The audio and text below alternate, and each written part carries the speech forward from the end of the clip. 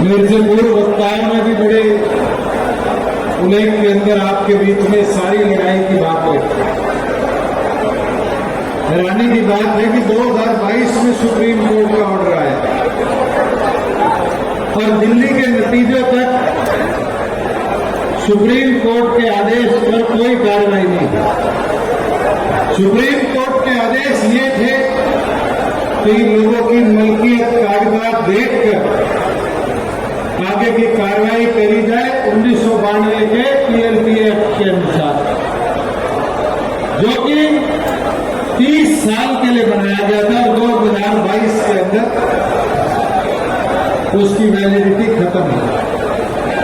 साथियों, भारतीय जनता पार्टी ने दिल्ली के नतीजे आने के बाद जो एक कदम आपके गांव के अंदर उठाया है, निंदनीय नहीं, ये दर्शाता है कि सरकार के अंदर रहकर इनके दिमाग में बीमार आ गए और इस लड़ाई को हम सबको मिलकर लड़ना पड़ेगा और एकता होगी तभी ये लड़ाई जीती जाएगी। हमारे बीच में पार्लियामेंट के विधानसभा के साथी भी बैठे हैं, दोनों सदनों में लड़ाई लड़ी जाए, मगर उसके साथ साथ जयराज साहब से अनुरोध करूंगा कि लड़ाई कानूनी तौर पर कोर्ट में भी लड़नी पड़ेगी, सामाजिक तौर पर मैदान में भी लड़नी पड़ेगी। और ये आज जो एकता दिखाया है, जिस तरह से हम एक होकर यहाँ अलग अलग संस्थाओं से यहाँ पर आए हैं, इस एकता को भी आगे ले जाना पड़ेगा। साथियों, मैं इतना आपको बता सकता हूं, ये जो कार्रवाई करी गई है, इसके अंदर भी जब मैं आपके यहां पर आ रहा था तो भेदभाव दिखा कि एक फार्म हाउस छोड़ दिया, 3 छोड़ दिए। कोई पूछने वाला हो, पुलिस प्रशासन की मदद से तोड़फोड़ करी गई। अगर कानून सबके लिए बराबर था तो इस स्टैंड से 5 मीटर दूर पुलिस की चौकी है, क्या कानून के अनुसार उसको नहीं तोड़ना चाहिए था? पुलिस का थाना है यहां से 200 मीटर दूर, क्या उसको नहीं तोड़ना चाहिए था? क्या कानून सिर्फ गरीब कमेरे के लिए है कि उसका मकान तोड़ दिया जाए, उसकी दुकान तोड़ दिया जाए? बहुत साहूकारों के लिए नहीं है, जिनके बड़े बड़े यहां मैरिज पैलेस बने हुए हैं, उनको नहीं तोड़ा जाए।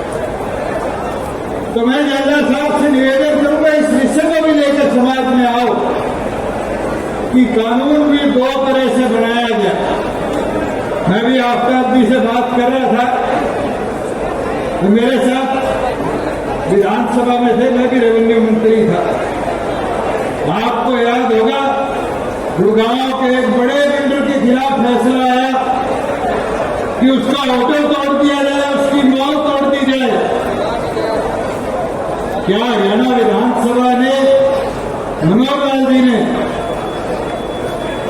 आपने भी समर्थन दिया था कि इतनी बड़ी तोड़फोड़ गुड़गांव में हो जाएगी, जितने हरियाणा में हो जाएगी? कानून बदला था कि बदला था 15 दिन के अंदर? आज अनंतपुर की लड़ाई के लिए भी आप विधानसभा में पूरे में सदस्य हो, आपको चलना, हम सब भी पुराने सदस्य भी, जो भी पॉलिटिकल पार्टी आप चाहोगे, गवर्नर साहब से सभी लोग विशेष सत्र की मांग करो कि हरियाणा विधानसभा के इस कानून को पारित करने के लिए विशेष सत्र बुलाया जाए और ये हजारों लोगों के आश्रमों को तोड़ने के लिए अगर कानून बदलना पड़े तो कानून बदलकर भी हरियाणा की आमजन की आवाज की जो लड़ाई है उसको हम लेकर चलें। और ये जो शुरुआत है, इस पूरे तोड़ फोड़ की जद अगर कोई थी तो वो अनंत इनकलेव था। प्रधान जी, जो एकांत इनकलेव तोड़ा गया, उस एकांत इनकलेव की पिटीशन सुप्रीम कोर्ट में गई तो खोरी तोड़ा गया और खोरी वालों ने अपने मकान बचाने के लिए पिटीशन डाली तो इन लोगों ने अनंतपुर तोड़ दिया। ये रुकने वाला नहीं है। अगर इसी तरह पीएलपी एक्ट का बात करते हुए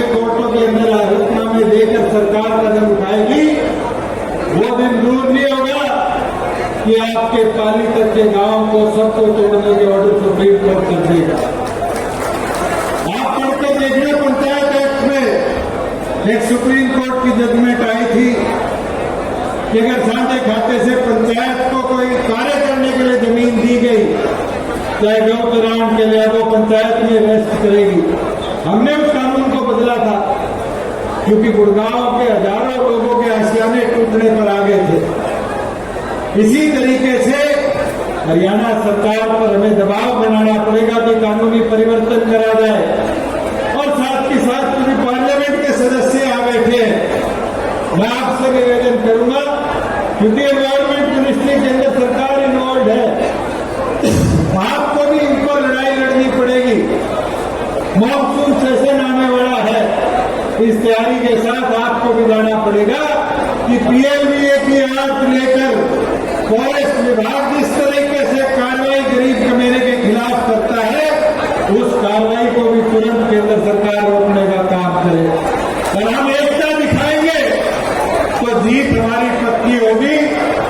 सुप्रीम कोर्ट ने यह आदेश में कहीं नहीं लिखा कि तोड़फोड़ करनी चाहिए।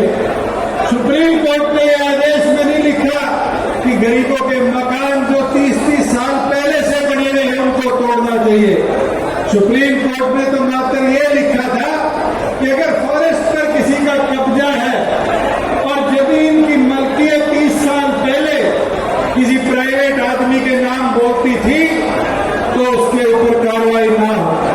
मगर साथियों, एक एक छोटी छोटी चीज देखते हुए आज जिस तरीके से ये कार्रवाई करी गई है, ये साफ मंशा दिखाता है कि कुछ चुनिंदा साहूकारों को फायदा पहुंचाने के लिए हरियाणा सरकार द्वारा सुप्रीम कोर्ट के आदेश को अपने आगे छुपाते हुए ये कार्रवाई करी गई है।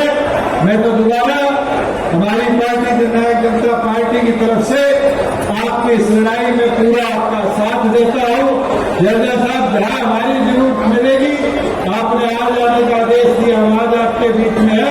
हमारे संगठन का एक एक कार्यकर्ता इस लड़ाई में आपके साथ लड़ने को पूरी तौर पर तैयार है और आखिरी क्षण तक, उस जीत तक इस लड़ाई में आपका पूरा सहयोग देने का काम करेगा। और मैं निवेदन सोलंकी जी से भी करूंगा, क्योंकि दिल्ली का बॉर्डर है, आग यहां लगेगी तो कहीं ना कहीं बीजेपी सरकार उसका फायदा दिल्ली में भी उठाएगी। और दिल्ली में भी अंग्रेजों के समय जो लाल डोरे बने थे उनको दोबारा रिवाइव नहीं करा गया हरियाणा की तरह। अगर ये आग यहाँ चलेगी तो कहीं ना कहीं कोई हलफनामा लेकर दिल्ली के कमेरों के भी आशियाने तोड़ने का काम करेगा।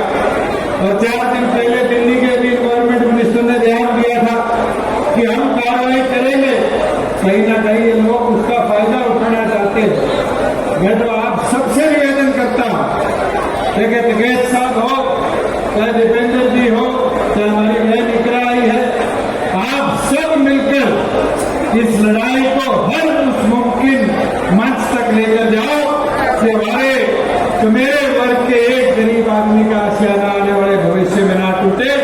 जब उस आशियाने के ऊपर दोबारा कोई कार्रवाई होगी जनरल साहब, तो हम सबको बुला देना तोड़फोड़ से पहले।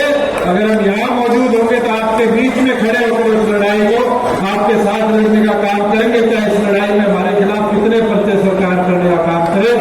दोबारा सारे सर समाज के जो लोग आज यहाँ मौजूद हुए हैं, मेरे बुजुर्ग युवा साथी यहाँ अपना समर्थन इस पंचायत में देने आए हैं, मैं सबका अभिनंदन करता हूँ, धन्यवाद करता हूँ। निरंजन साहब, आपकी कमेटी का आभार प्रकट करता हूँ कि आज आपने सर समाज पर एकत्रित करने का काम किया। बहुत बहुत धन्यवाद।